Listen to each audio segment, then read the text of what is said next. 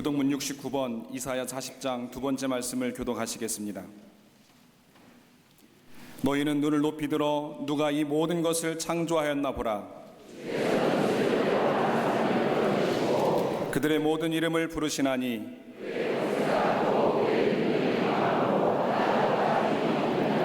야곱아 어찌하여 내가 말하며 이스라엘아 내가 이르기를 내 길은 여호와께 숨겼으며 너는 알지 못하였느냐 듣지 못하였느냐 영원하신 하나님 여호와 땅끝까지 창조하신 이는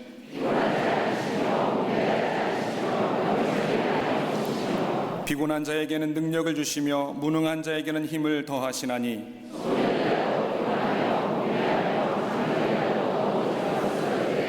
오직 여호와를 앙망하는 자는 새 힘을 얻으리니 다른 박질하여도 곤비하지 아니하겠고 걸어가도 피곤하지 아니하리로다. 아멘.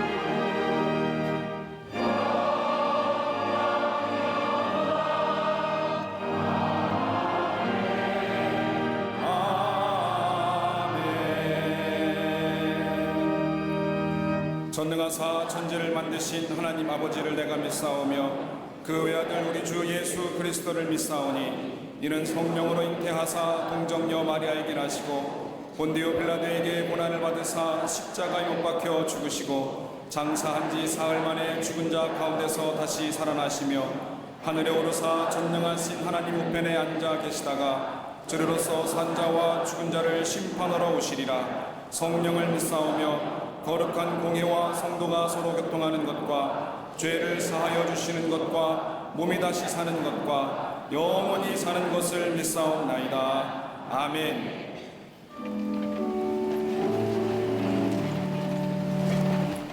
우리의 소망이 되시는 하나님, 지난 엿새의 삶을 축복하시어 하나님의 은총을 입게 하시고 거룩하신 아버지 보좌 앞으로 나오게 하시니 감사합니다.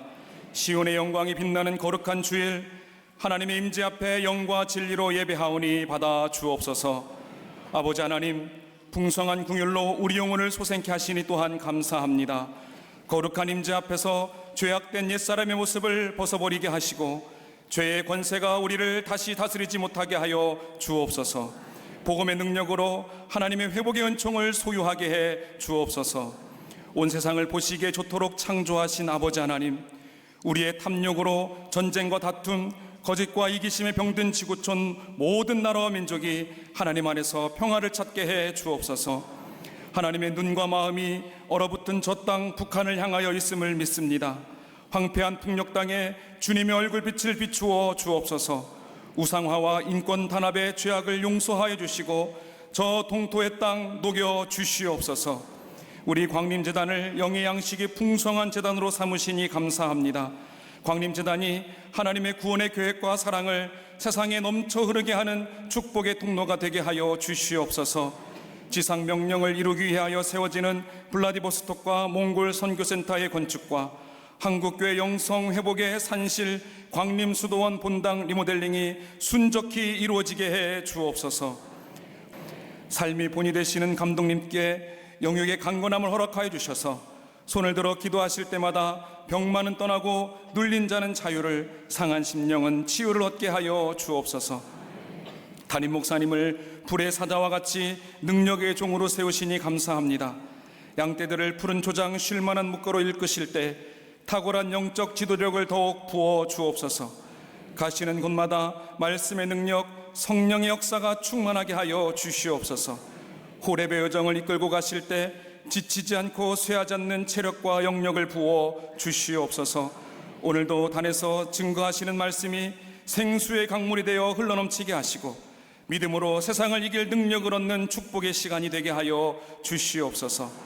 동일한 은총을 갈망하며 예배하는 광림남교회, 북교회, 서교회와 해외 선교지들, 광림의 형제 교회들과 방송으로 예배하는 한국교회 모든 성도들에게 하늘의 평안을 허락하여 주시옵소서.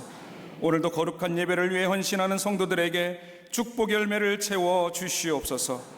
갈릴리 성거대와 오케스트라의 찬양이 아버지 하나님께 드려지는 향기로운 향이 찬양의 제사가 되게 하여 주시옵소서.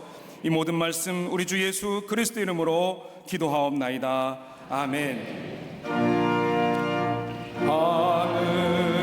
하늘에 계신 아버지 이름 거룩하사 주님 나라 임하시고 뜻이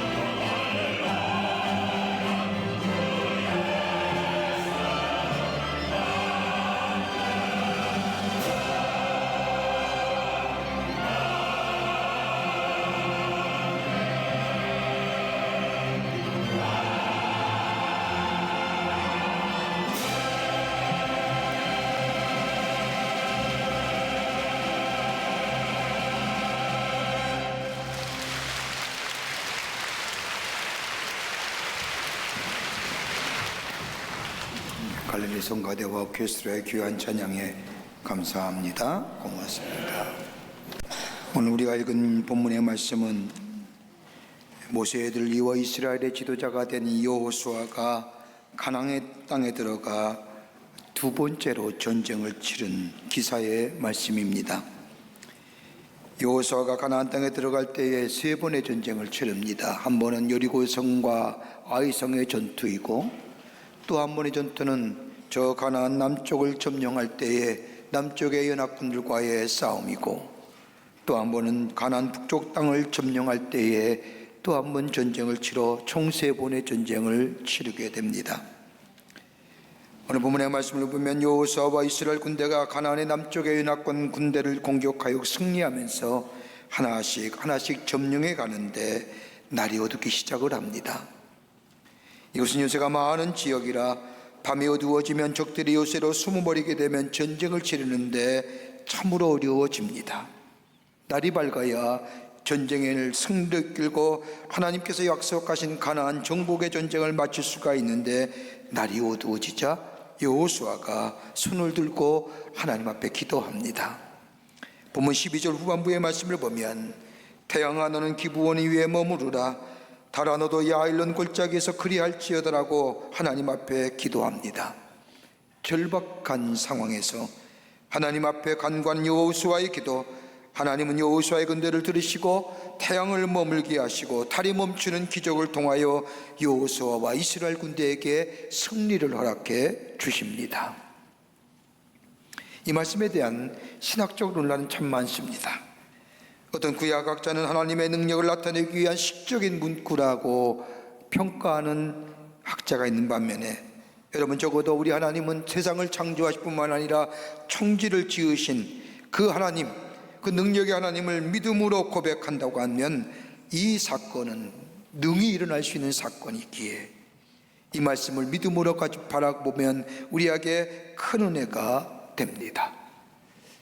이 사건을 오늘 성경은 이렇게 그날의 사건이 되어 묘사하기를 10장 14절의 말씀을 보면, 여호와께서 사람의 목소리를 들으신 이 같은 날은 전에도 없었고 후에도 없었나니 이는 여호와께서 이스라엘을 위하여 싸우셨음이니라. 사람의 목소리를 들으신 하나님, 다시 말한다면 하나님께서 여호수아의 기도를 들으시고 응답하셔서 싸우시는데, 이 일은 전에도 없었고 후에도 없는, 하나밖에 없는, 한 번밖에 없는 기적적인 사건을 이라고 얘기하고 있습니다. 만약 이 사건이 성경 안에서만 일어난 사건이라고 한다면, 여호수아에게만 해당되는 사건이라고 한다면 기록하지 않았을 겁니다.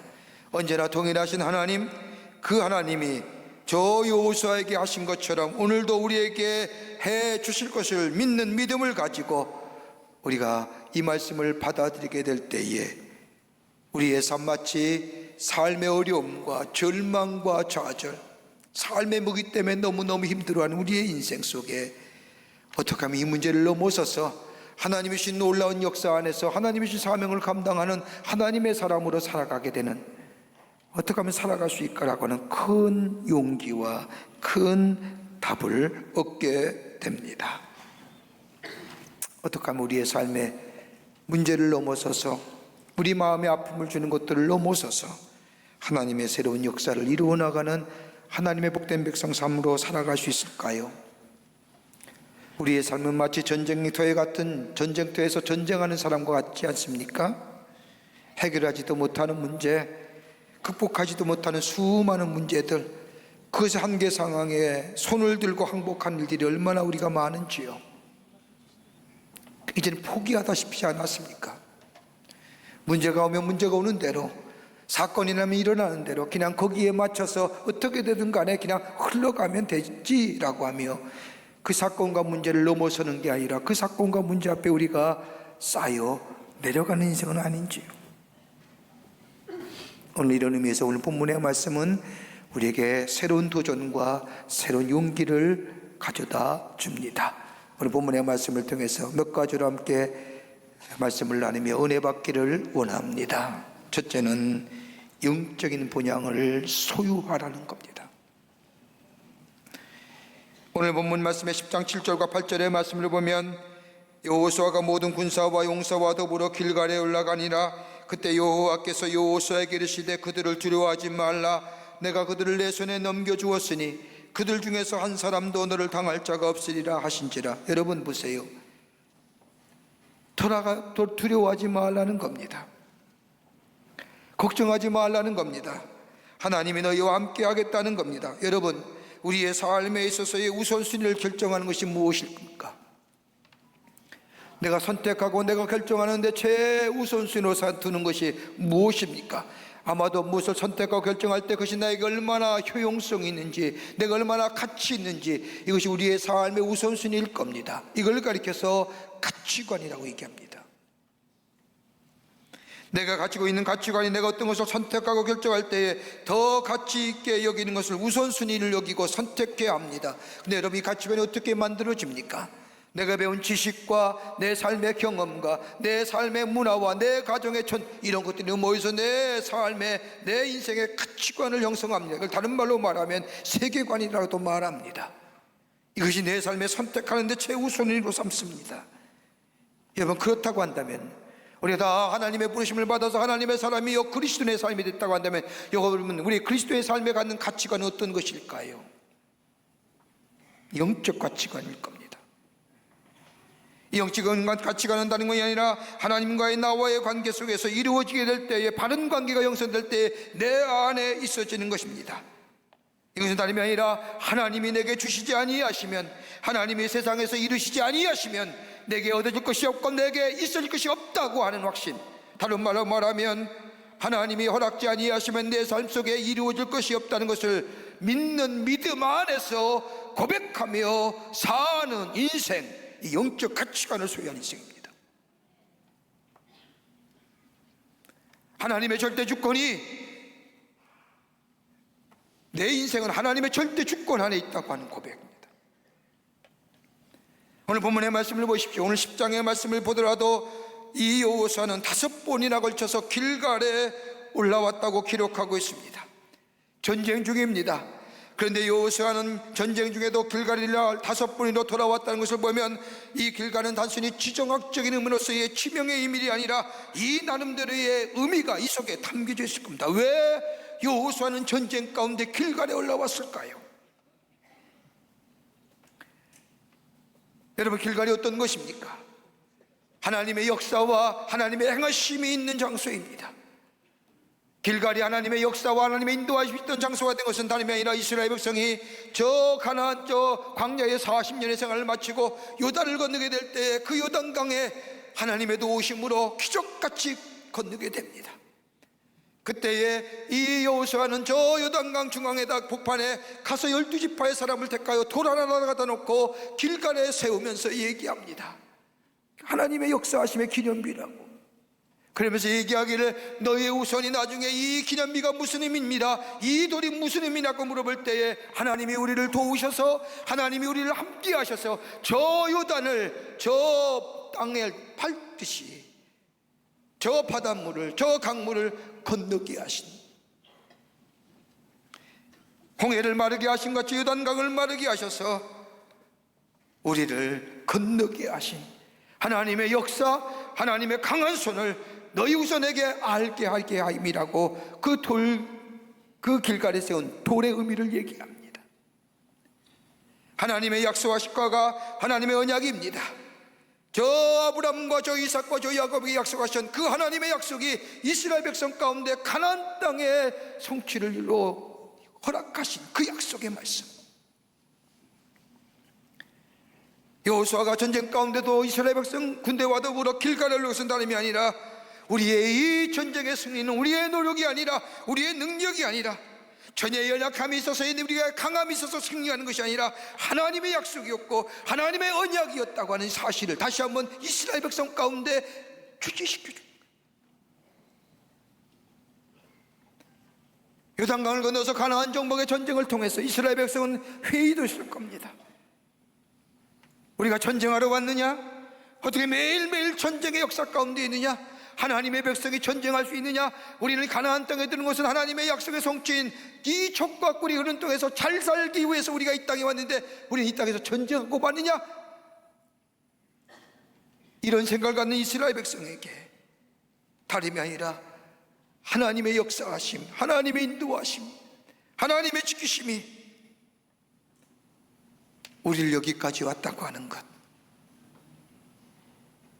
또 하나, 길갈이, 이 여호수아가 길갈에 올라가서 한 일이 나름이 아니라 성경 말씀을 보면 할례를 행했다고 얘기합니다. 할례를 행했다는 것은 다름이 아니라 내가 누구이며 내가 어떤 사람인지 자기의 정체성을 분명히 한 사건일 뿐만 아니라 더 나아가 내가 할 사명이 무엇인지를 깨닫게 하는 사람입니다. 할례는 단순히 표피를 잘라서 이게 사건이 아닙니다. 하나님이 나와 함께 하시고 나는 하나님의 백성 되고 내가 하나님의 백성이라는 아이덴티티를 일깨워주는 행위일 뿐만 아니라 하나님의 사명이 무엇인지 나로 하여금 가르쳐주는 일입니다.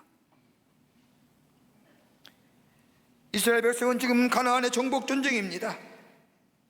길갈에서 할례를 행했다는 것은 내가 하나님의 백성인가 더불어 내가 하는 이 전쟁은 하나님이 우리를 통하여 하시고자 하는 하나님 나라를 위하여 우리를 사용하신다는 이 사명, 이 정체성을 다시 한번 이스라엘 백성에게 깨닫게 해주는, 좌절과 절망 시간을 넘어서게 하시는,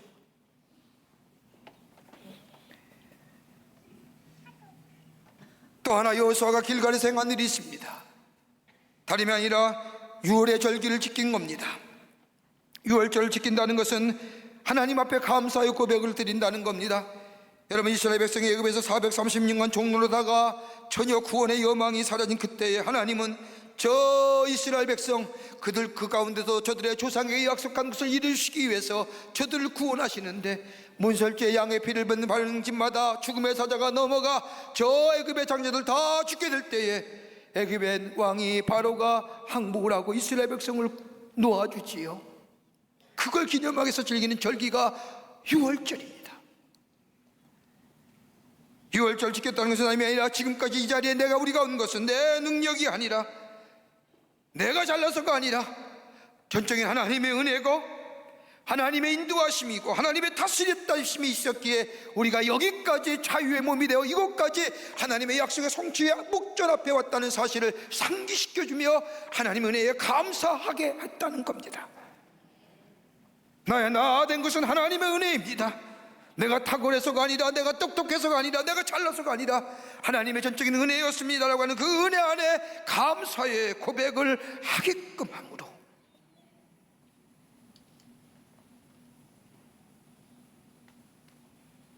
여러분, 스위스 출신의 의사이며 심리학 교수인 폴 튜리니에라고 하는 사람이 쓴 책 가운데 당신은 하찮은 존재인가? 라고 하는 책, I Nobody라고 하는 책이 있습니다.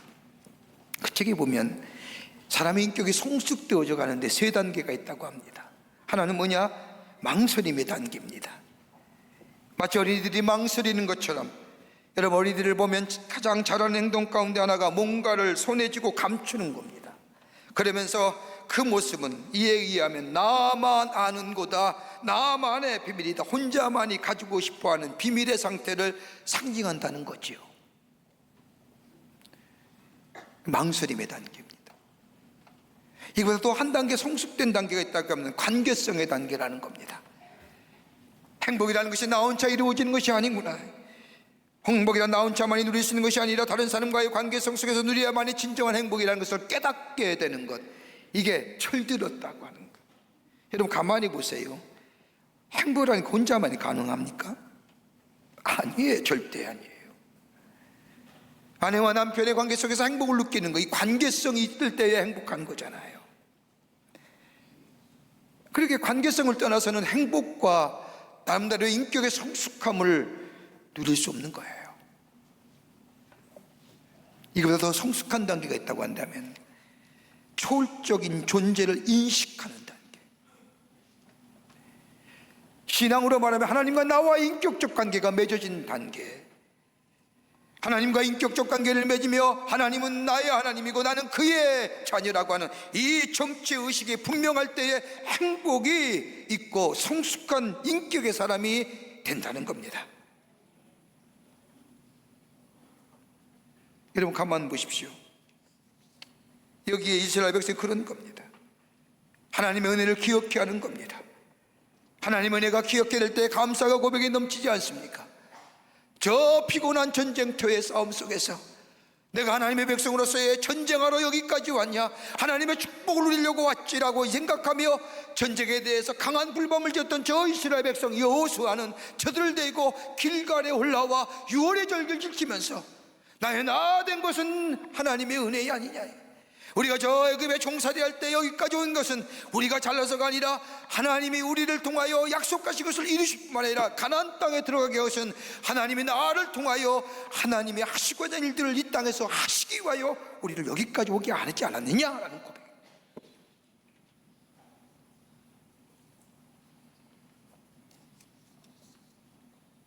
여러분, 우리가 이 세상을 살아갈 때에 하나님의 주신 백성, 하나님의 백성으로 하나님이 주신 사명을 감당하려고 할 때 우리 앞에 다가오는 수많은 유혹과 시험, 문제와 어려움, 여러분 어떻게 극복하세요?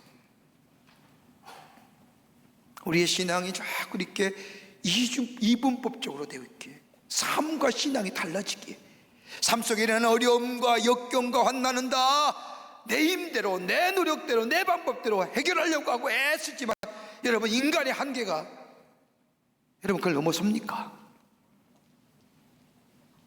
신앙과는 전혀 결부시키려고 하지 않죠. 그러나 내가 향하신 하나님의 약속 내 안에 있는 겁니다. 내가 하나님의 백성이란 정체성, 그리고 나에게 주신 하나님의 이 사명, 이 믿음과 더불어 나의 하나님의 지키심과 인도하심, 더 나아가 나의 나 된 것은 하나님의 은혜라고 하는 사실을 깨닫고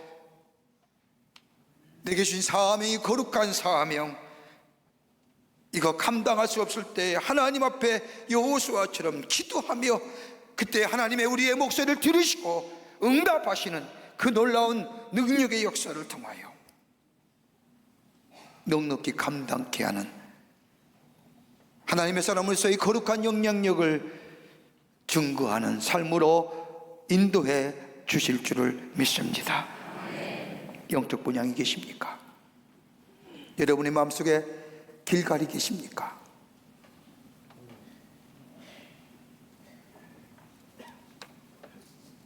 두 번째는 거룩한 목표의 사람이었습니다.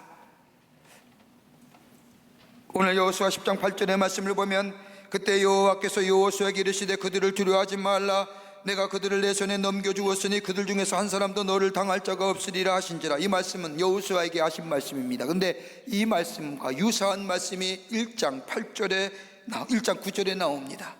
내가 내게 명한 것이 아니냐, 강하고 담대하라, 두려워하지 말며 놀라지 말라, 내가 어디로 가든지 내 하나님 여호와가 너와 함께 하느니라 하시니라.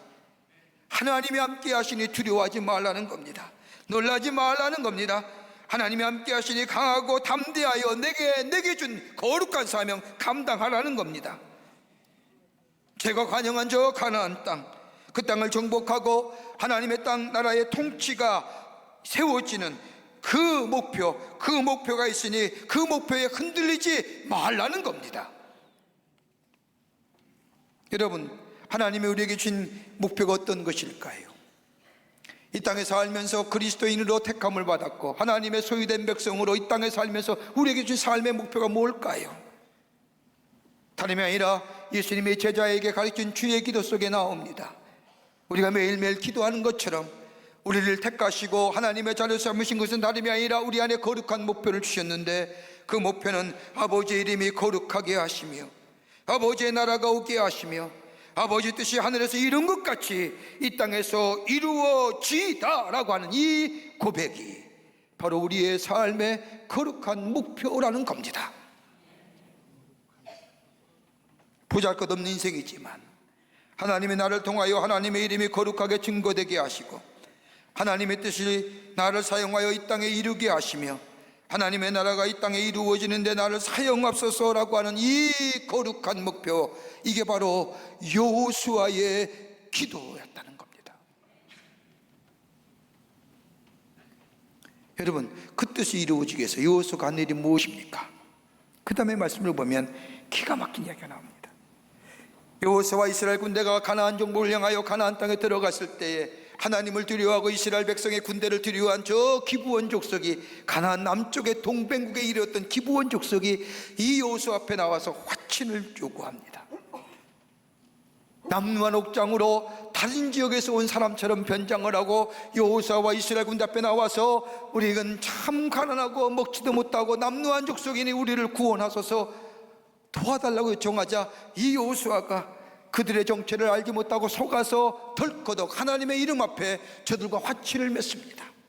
나중에 알고 보니 저 가나안 남쪽의 나라의 남쪽의 연합군 가운데 한 부족입니다. 어떡합니까? 하나님의 이름으로 하나님 앞에서 화친을 맺었습니다. 그리고 나서 돌려보는 후에 연락이 오기를 저 가나안 남쪽의 동맹군들이 이 기브온이 이탈한 것을 알고 기브온 족속을 쳐들어옵니다. 다급하게 저 이스라엘 군대와 여호수아에게 도움을 청합니다. 이 소식을 접한 여호수아와 이스라엘 군대가 그날 밤에 무려 30km 내지 40km를 걸어서 1800고지가 되는 저 기브온 요새에 도착합니다. 저들 위해 싸웁니다. 굳이 할 일이 아니에요. 할 필요도 없습니다. 그러나 하나님의 이름으로 화친을 맺었기에, 하나님의 이름으로 내가 도와준다고 약속했기에, 행여나 이 약속을 저버리면 하나님의 이름이 행여나 망령되일 걸까봐 하나님 앞에 약속한 것이기에, 그러기에 하나님의 이름이 거룩하게 여김을 받기 위하여 이 여호수아와 이스라엘 군대는 그 밤에 30km에 40km를 달려가 저 기브온 족속을 돕는 겁니다. 여러분, 거룩한 목표에 있는 사람은요, 주저함이 없는 거예요. 거룩한 목표의 사람은 열정이 있습니다. 더 나아가 거룩한 목표의 사람은 최선을 다합니다. 여러분, 자신의 계획과 목표가 있는 사람은 누가 했느냐가 중요하고, 내 자신이 해야 할 뿐만 아니라 어떤 방법으로 했느냐, 무엇으로 했느냐에 대한 관심이 있습니다. 내가 이루어야 되고 내가 성취해야 되고 다른 사람이 하면 거기에 시기와 질투가 있지만은, 그러나 거룩한 목표의 사람은 상관하지 않습니다. 누가 했던 간에 어떻게 했던 간에 하나님의 뜻이 어떻게 하면 이루어질 것에 대한 초점이 있기 때문에 조금도 주저하지 않습니다. 누가 했던 간에 상관이 없습니다. 하나님의 뜻이 이 땅에 이루어지면 되는 겁니다. 그러기에 시기와 질투가 넘어섭니다. 다른 사람과 비교함이 없습니다. 내 맡은 삶의 자리에서 최선 다하는 겁니다.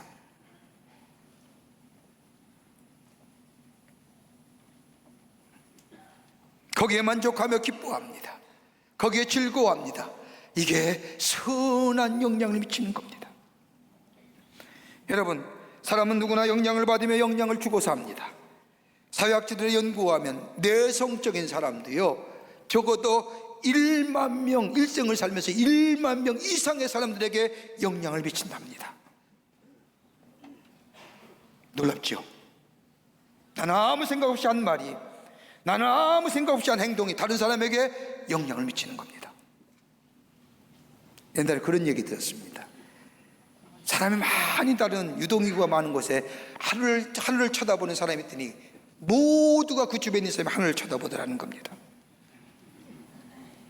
아무것도 없는 거예요. 제가 미국에서 공부하러 갔는데 아침에 친구가, 클래스메이트가 만나더니 나한테 인사를 하기를 What's up? 그럽니다. 무슨 일이 있냐고 해서 아무것도 없다. 그래서 난 근데 What's up에서 위를 쳐다봤습니다. What's up에서 아무것도 없다는 거예요. 내 어제 아무 일 없다는 게 아니라 하늘을 쳐다보니 아무것도 없다, nothing 그랬습니다. 아무 생각 없이 하는 행동이 얼마나 많습니까?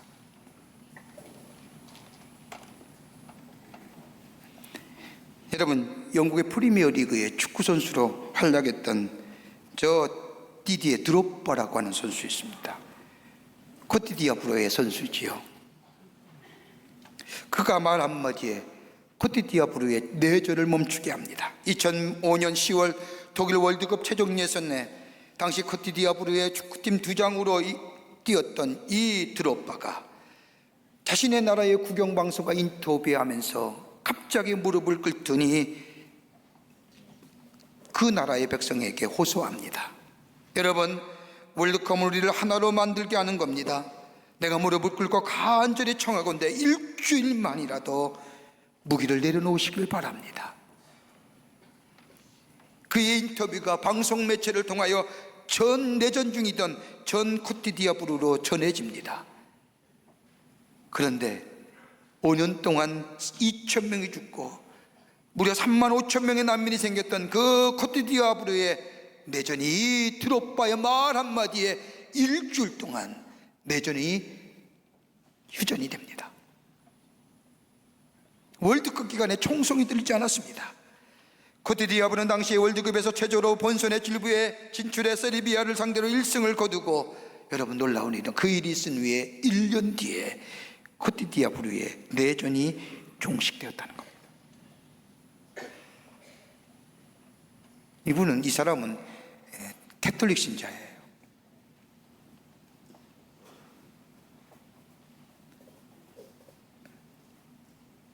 거룩한 목표의 사람이죠. 템플 대학의 창시자인 러셀 코넬 박사가 2차 세계대전이 끝난 후에 미국의 백만장자인 4,040명을 대상으로 조사를 했답니다. 어떻게 동일한 환경 속에서, 동일한 여건 속에서 어떻게 저들이 백만장자가 되었을까? 조사해봤더니 세 가지의 공통점이 발견했답니다. 하나는 뭐냐? 분명한 목표의식이 있었다는 겁니다. 명쾌한 목표의식입니다. 또 하나는 목표를 정하고 나면 그것을 위해 최선을 다했다는 겁니다. 또 하나 있다고 한다면 자기 한계와 부족함이 왔을 때 그것을 인정하고 하나님 앞에 기도하고 도움을 요청했다는 겁니다. 그럴 때에 보통 사람이 생각하지 못한 놀랄만한 아이디어를 가지고 그 목표를 이루어갔다는 겁니다. 오늘 본문 말씀을 보세요. 저 기브온 족속을 도와주기 위해요, 밤새 30km, 40km를 달려온 이스라엘 백성, 저 남부의 동맹과 싸우게 될 때에 하나님 앞에 기도하잖아요. 그 기도 내용이 10장 12절에 나오는 겁니다. 태양아 머무러라, 달아 멈추어라. 여러분, 어떻게 이렇게 기도드릴 수 있을까요? 이게 가능한 방법이 뭡니까? 이처럼 이 무모한 기도가 어디 있습니까? 그런데 하나님 앞에 받은 이 거룩한 목표를 이루기 위해서, 하나님 앞에 거룩한 사명을 감당하기 위해서 무모하다 할 정도의 기도의 내용이지만 하나님 앞에 드려질 때에 하나님은 그 기도에 응답해 주셨다는 겁니다. 왜요? 하나님의 거룩한 목표였기 때문에.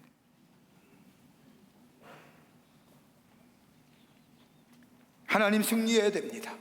하나님의 이 목표가 이루어져야 됩니다.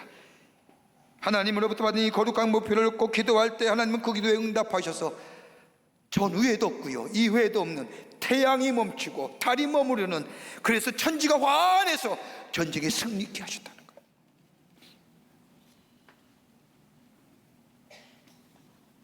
우리의 기도는 어떤 거예요?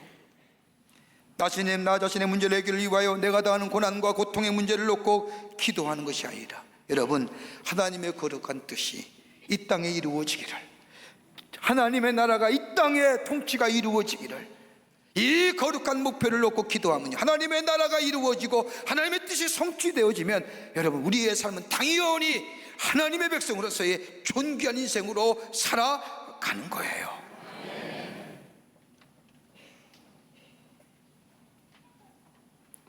이럴 때에 역사가 이루어지는 거죠. 거룩한 영향력의 주인공 되는 겁니다. 끝으로 기도의 능력을 믿었습니다. 기도의 능력을 믿었습니다.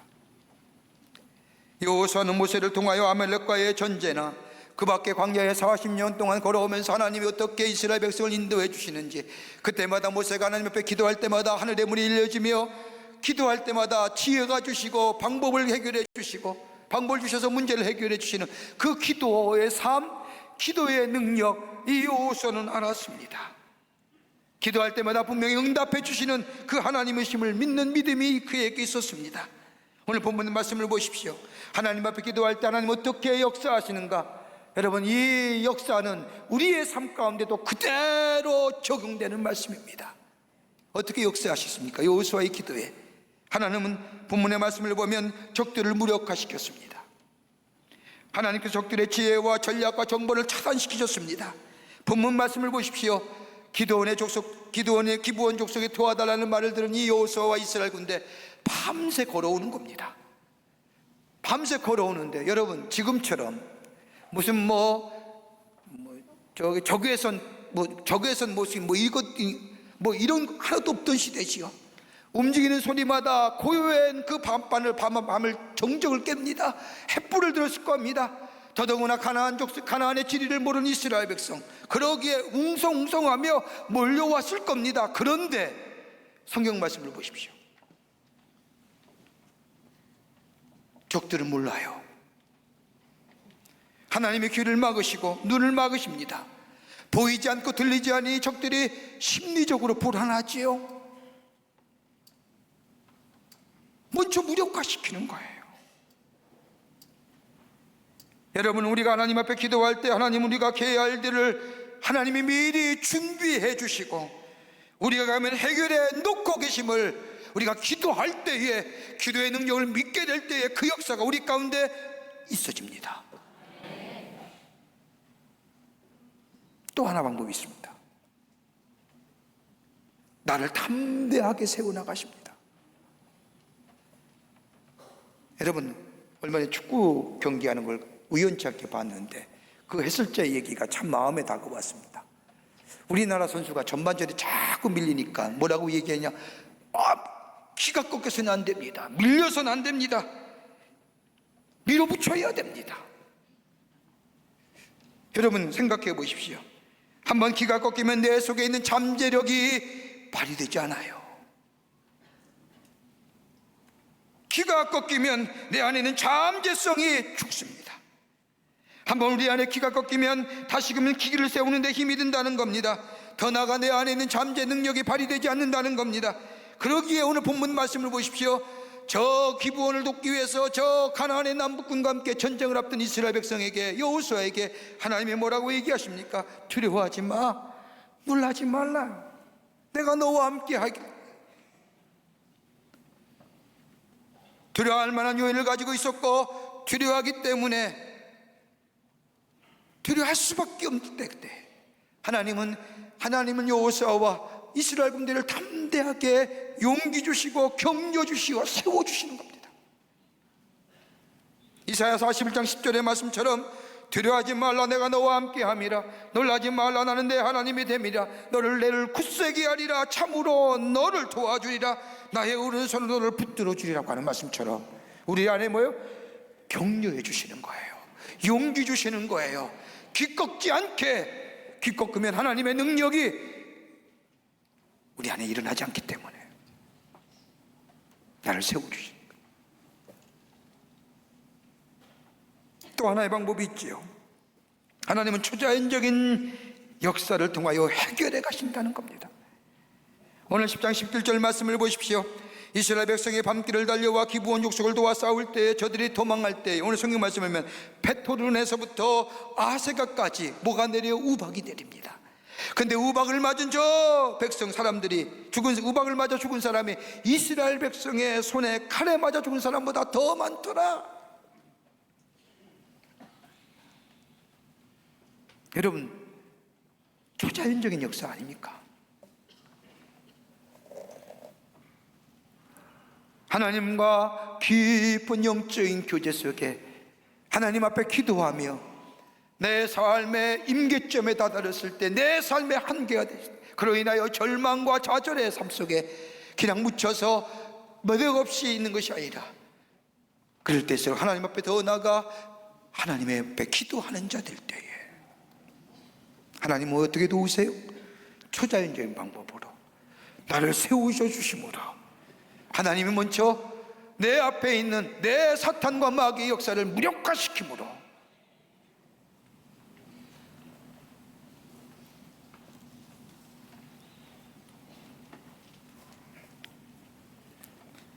그러기에 오늘 본문 말씀의 마지막 뒤에 말씀을 보면 전쟁에서 승리한 기브온 여호수아와 이스라엘 군대가 저 굴 속에 숨어있는 다섯 왕들을 끌어다가요 목을 자르고 목을 밟잖아요. 우리 안에 있는 수많은 유혹들, 수많은 죄의 문제들, 우리 안에 있는 이 문제와 우리의 걱정과 염려와 우리의 삶 속에 쌓이는 수많은 한계점들, 여러분, 우리의 삶의 어려운 현상이 사라진다 해서 평안하다고 해서 평안한 것이 아닙니다. 하나님의 거룩한 영이, 성령이 내 안에 충만하게 될 때 우리는 이길 수 있는 힘이 생기고, 그 성령 안에 있을 때 우리가 기도할 수 있게 되고, 거기 우리의 새로운 하나님의 거룩한 역사가 우리를 통하여 나타나게 될 줄 믿습니다. 우리 안에 영적인 본향인 길갈이 있습니까? 하나님의 거룩한 목표가 우리 안에 있습니까? 내 목표가 아니라 하나님의 목표. 어느 자리에 있든지 어느 곳에 있든지 이 일, 하나님의 나라가 이 땅 위에, 하나님의 뜻이 이 땅 위에 이루어지게 하는 거룩한 목표. 여러분, 기도의 능력을 믿으십니까? 그럴 때 하나님의 놀라운 역사가 우리 가운데 있게 될 줄 믿습니다. 이런 믿음으로 승리하시는 여러분과 저와 되시기를 주의 이름으로 축원합니다.